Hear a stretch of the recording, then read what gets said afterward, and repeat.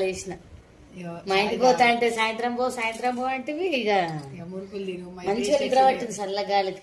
Taste చెప్పు, taste చూడు.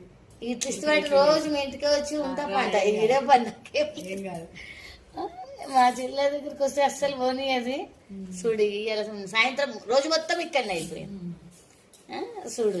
ఇక మళ్ళీ ఇక అప్పుడు అంతా భోజనం అంతా అయిపోయింది. ఇప్పుడు ఛాయ్ నేను మురుకులు చేసిందంటే ఛాయ్ తిని టేస్ట్ చేసి చెప్పమంటున్నాను చూడు. నిజంగా చెప్తున్నా, నైట్ కరెంటు పోయింది, గాలి దుమారము, ఉడకపోతే చాలా పోయి నిద్రనే పట్టలేదు.